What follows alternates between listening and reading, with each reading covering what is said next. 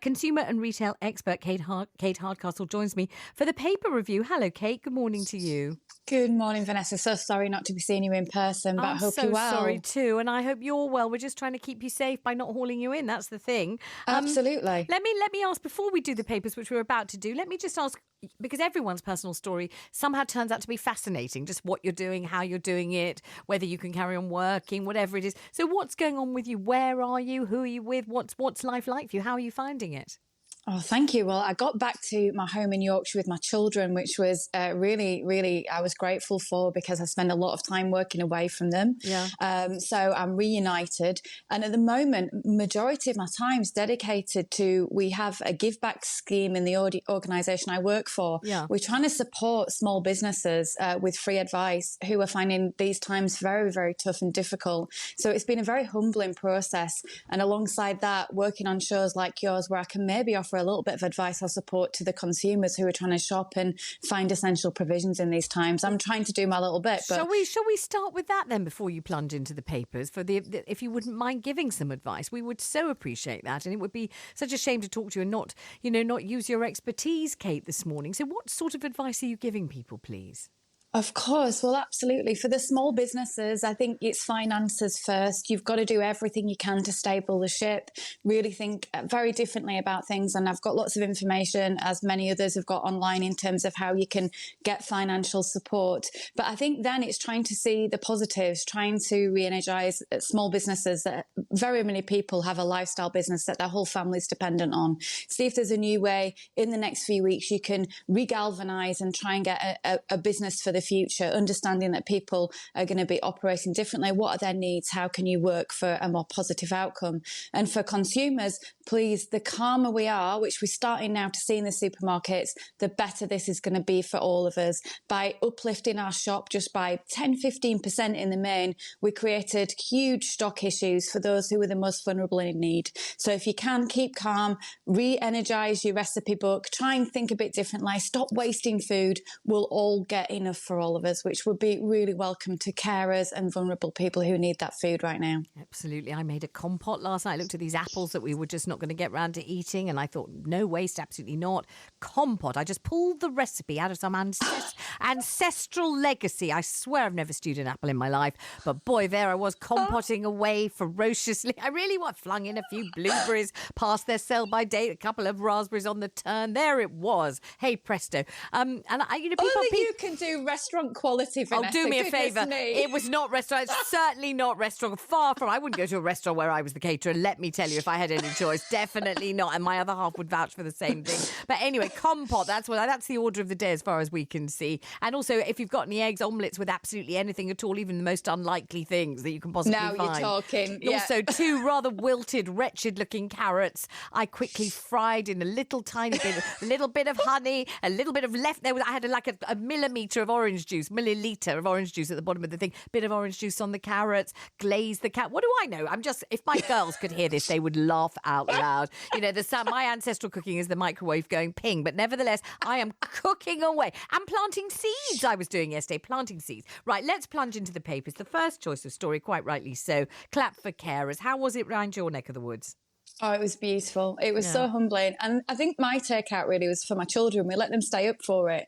And they didn't really understand what was going on to start with. And we showed them some of the images of the other people doing it around the rest of the UK. And I think any unity we can show them, any ways in which we can teach them, the reason I love our country so much, that we do come together, I think is just a huge positive end to the week for a week that's been so trying for so many. Well done, UK. We actually did something really well. I don't know wherever the first domino was laid to create this, but I'm very grateful for that person who had the idea. Yeah, it was one particular lady who had the idea. She just was inspired. She'd seen it in the Netherlands and she thought it was going to go over big. The next choice of story, and quite rightly, because this is your special arena, consumer and retail, changes to supermarkets, restrictions to number of people and items. And I believe you feel that some supermarket chains are doing better than others at this.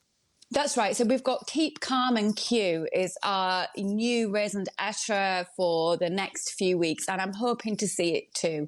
Now, as well as we can look at the consumer and talk about those people we feel have maybe taken more than they should have and created some of the shortages, really the supermarkets needed to make sure they were given the advice. They were out there with the message that there was enough for everyone, but the more we saw on social media, the share of the barren shelves and the empty shelves, the more that we're going to create this panic in people. By having a much calmer environment for people to shop, for being respectful of the workers, understanding what an essential provision they are actually providing for us, I think we're all going to get on. And we've seen this footage from other countries where it's 2 meters apart, plastic screens in front of the cashier. These are the measures being put in now. But I am really hopeful that supermarkets who are meant to be, particularly the online specialist Ocado, can get some of these online slots released and some energy put there so we can actually extra energy so we can get the most vulnerable sought after. Now, I believe Sainsbury's particularly have started to qualify customers to understand if you are vulnerable to prioritise delivery slots. That seems like a really good idea for me. When you say get some of these delivery slots released, you mean speak to individual customers and say, do you really need them? Could you please go and do your shopping yourself? Or how would they do that? How is that possible to do? Absolutely. I think we've got to really be very realistic with the customers, saying if you do take this delivery slot, this is going to be a slot that's very much needed for an isolated household. Can we serve you in another way? Really bolstering click and collect to show that is an additional service. But as I've said, that there is a system on a couple of supermarkets where they are doing some qualification of the customer to understand if they really need it. And maybe that's what we have to do if people still lean towards online. Because if we are well enough to do so and we can operate in calmer supermarkets where there is stock there, I would use that if you can, because we need to leave those online delivery slots for those who need. Right. Your other choice, online retail, is different. Things are evolving overnight. In what way? And I think some people are thinking, will we still be able to have delivered to us things that are not essential, food, water, whatever. I know we've got lovely tap water, but food and medicine, yeah. But what about things like, I don't know, knitting wool or books, for example? Are we still going to be able to get those, do you think, online? We saw a very big peak in items like hobbies, craft, gardening, wallpaper, decorative items, as people thought they would put the time to good use. Delivery drivers said, anecdotally, obviously, that they felt it was like Christmas. There were so many deliveries. Yep. But overnight, there's been a big change. Next, who are one of our bellwethers of the high street, have announced they are closing all operations last night, and they will be not running any online. Now, there is a price to pay for this. The fashion market, not essential, absolutely, but think they could be losing billions in 2020 because of this. Instead of those people browsing at home, maybe treating themselves to lift the mood.